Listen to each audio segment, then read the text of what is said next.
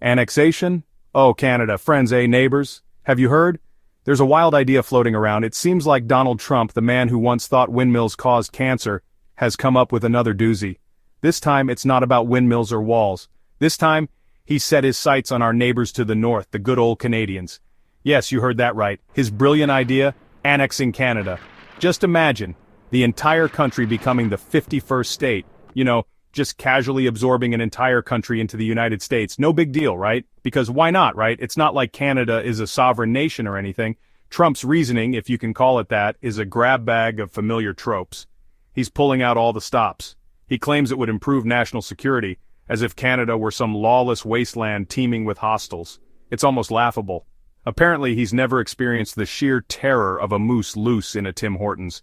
Now that's a real threat. He also argues that it would reduce financial burdens on the U.S., suggesting that Canada is somehow leeching off the American taxpayer. Quite the claim, isn't it? Never mind the fact that Canada contributes significantly to the global economy and has a thriving trade relationship with the U.S. The facts just don't support his argument. But the real kicker, the piece de resistance? He believes it would eliminate the artificially drawn line between the two countries, as if borders are just a minor inconvenience, because, borders are just so last century. Who needs them, right?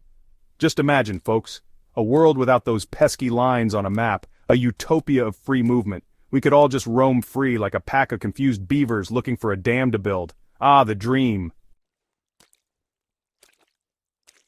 Now, you might think Canadians would be flattered by such a bold proposition. After all, who wouldn't want to be part of the land of the free and the home of the... Well, you know the rest. But here's the thing about Canadians. They're polite, yes, but they're also fiercely independent. They cherish their unique identity and values, which are deeply rooted in their history and culture. Canadians are known for their kindness and willingness to help others, but that doesn't mean they're willing to give up their sovereignty. They really, really love their country. From the breathtaking landscapes to the vibrant cities, Canada is a place they hold dear.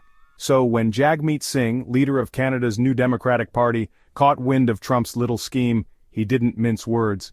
He stood up for his country with unwavering determination. "Our country's not for sale," Singh declared, his voice dripping with maple syrup and righteous indignation. Not now, not ever. His words resonated with Canadians everywhere. And you know what? He's right. Canada is not just a piece of land, it's a community, a way of life, and a source of pride for its people. Canada is not some used hockey stick Trump can just pick up at a garage sale. It's a nation with a strong sense of identity and purpose. It's a sovereign nation with its own rich history, culture, and identity, and that's something worth protecting. Even Justin Trudeau, Canada's outgoing Prime Minister, known for his diplomacy and charming demeanor, couldn't resist throwing some shade. "There's a snowball's chance in hell," he quipped, dismissing the annexation idea as provocative and absurd. And let's be honest, he's not wrong. The very notion of one country just swallowing up another in the 21st century is, well, ludicrous. Section 4, Trump's borderline logic. Now, in Trump's defense, he did clarify that he had no intention of using military force to annex Canada. Oh well, that's a relief, because nothing says we come in peace like threatening to absorb your neighbor into your country. He reiterated his belief in a unified North America, arguing that the United States already protects Canada, and that annexation would simply formalize this relationship. Of course, he conveniently ignores the fact that Canada is a founding member of NATO and more than capable of defending itself. But hey, why let facts get in the way of a good story, right? Section 5. Diplomacy takes a puck to the face. Needless to say, Trump's comments haven't exactly gone down well in the Great White North.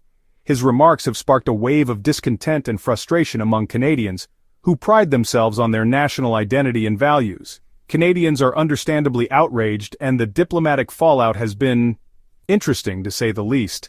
The tension is palpable, with every handshake and meeting carrying an undercurrent of unease. It's like watching a particularly awkward hockey game, where one team is trying to play by the rules, while the other keeps high-sticking and tripping everyone in sight. The metaphorical ice is getting pretty slippery. The whole situation highlights the importance of national sovereignty and international respect. It's a reminder that diplomacy, much like hockey, requires a certain level of sportsmanship and mutual understanding. Something tells me this isn't the last we've heard of Trump's grand annexation plan. His bold and often controversial ideas continue to make waves on the international stage.